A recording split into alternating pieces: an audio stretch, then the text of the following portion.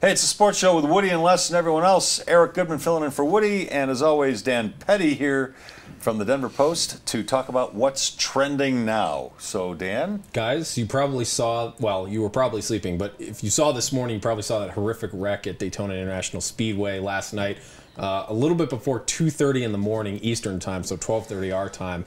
And amazingly, no one seriously hurt, no fans seriously hurt, some fans taken to the hospital, but Austin Dillon, whose car went up on the side, flipped over, very reminiscent of a crash last year, did not suffer any... nothing very, very, very serious. I mean, he wasn't killed. I mean, most drivers said, it's amazing that when I saw it in my rearview mirror or saw afterwards, I was amazed no one got killed. So my question is, yes, they had a 3-hour rain delay. Why are you racing at 2:30 in the morning? Like, why should you be doing something like that? People paid to get in. That's true. Why not give them delay their it, money's though? worth? Well, and it's a television deal too. So I mean, you but it's gotta not race. unprecedented. They've kicked races to Monday if they have to. Right. I'm just, that's one of the sports where I would not want a front row seat. Right. I mean, that's the other question. I mean, all that stuff went flying into the stands. And so NASCAR says they're going to review to see what they can learn from this incident. I don't know what they can learn from this incident other than I wouldn't want to be, as you said, Les, sitting in the first few rows of a stadium when you could have engine parts flying at your head, and potentially kill you. It's a dangerous sport, both for spectators and for drivers. It's the most dangerous sport, period. Where else? As a participant or a spectator. Where else? Give me a sport that has more danger to it than driving at 200 miles an hour in heavy traffic. Right. With the exception of downhill skiing, where you have no padding whatsoever, and if you take a spill... And you don't have brakes. It's finished for you. You can make the case that... Rock wall climbing. How about that one? Well, if you have the not something that ropes. can injure this many people, though. With, like I said, a couple engine parts flying, and it's the most dangerous sport for spectators. Look at what hockey did. They put up, something behind the net and or behind the goalie net, and people were upset about that. Oh boy, I'm sorry to try and protect you. In baseball right now, I think they're having discussions about putting up some sort of netting for flying bats. Yeah, well, that's what happened in Boston. This is also a sport that spectators bring the Confederate flag to, so enough said. Not anymore. Yeah, no. Oh, they're still bringing them. Apparently they're still bringing them. But that's a whole other topic discussion. So, I don't know if you saw this. Happy 4th of July. Right. Hey, Andrew Jackson. Rory Mcilroy has suffered a total rupture of his, I'm going to try and get this right, anterior talofibular ligament, which is really, I know, what translated into layman's terms, ankle ligaments. Ankle ligaments. Shot. Really You're just trying to impress us, weren't you, Dan? This is really important for getting power off of out of your swing. Yes. So he's out of the Scottish Open this weekend. He's very doubtful for. They have not ruled it out yet. Doubtful. He's not defending his British Open title. He's not golfing for the rest of the year. He's out 6 to 8 weeks. But this minimum. is what happened. He heard it playing soccer with his friends on Saturday. If you're a multi-million-dollar paid athlete to endorsements and things like this, you're trying to chase history. What are you doing playing soccer? I disagree with that, Dan. I totally disagree with that. Dan, he's in his 20s. He's got buddies. They went out and they played some soccer. What's he supposed to do if he's not golfing? He's supposed to sit in a chair like this every day of the week and just watch TV? I know, but there are certain sports that are safer than others. Soccer is one of those things where you can totally mess yourself up. Really? Hold on. If you told me auto racing, I'd say, okay, that's stupid. He's kicking a soccer ball around? Come on. You're an outdoors guy, I'm guessing? Yeah. What kind of outdoor sports do you enjoy?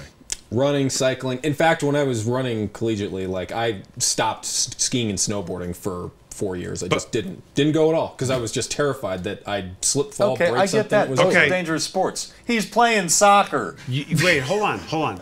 So you like to hop on your bike and go 100 miles on a Saturday? Okay, yeah. Is that fair? Mm-hmm. Okay, and what sport did you say you played in college? I ran track and cross country. You ran track. Mm-hmm. Did you ever hop on a bicycle and go 100 miles? Well, sure. That's called cross training. No, that's called you can break something and get hit by a car. You could break something. Like my father who shattered his hip. Soccer.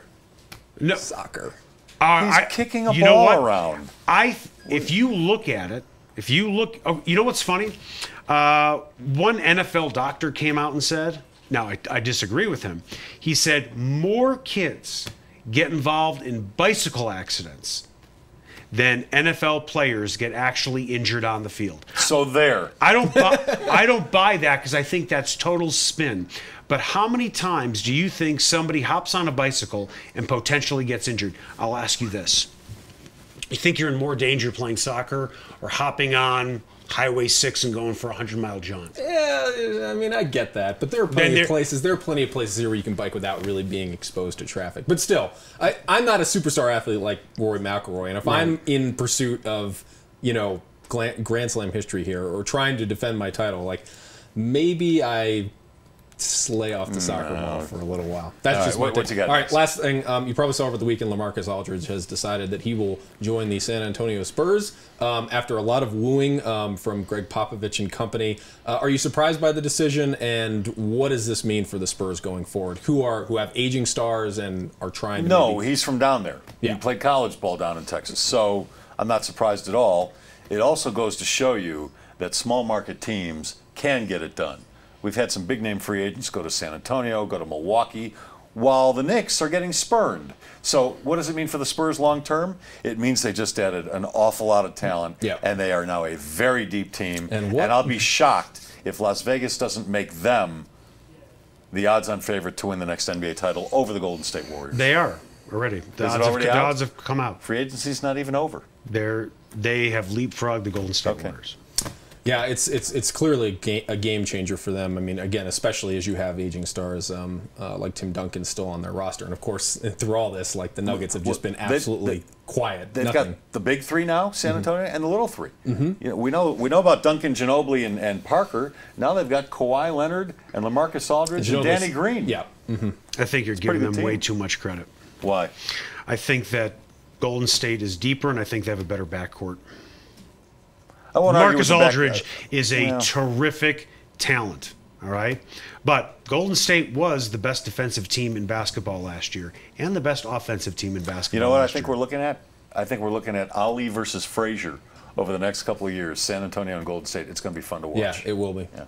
Dan, thanks. Thanks, guys. Thank you. Dan Petty is the digital director of sports for the Denver Post. You can check him out at denverpost.com. And that segment sponsored by John Elway Chevrolet, Colorado's #1 Chevy dealer.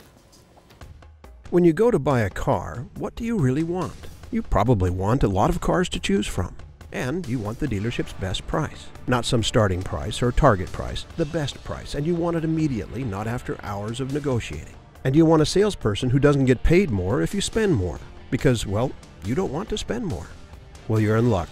John Elway wants all of those things too. Better yet, John Elway wants you to have all of those things too. Come see us or click on elwaydealers.com.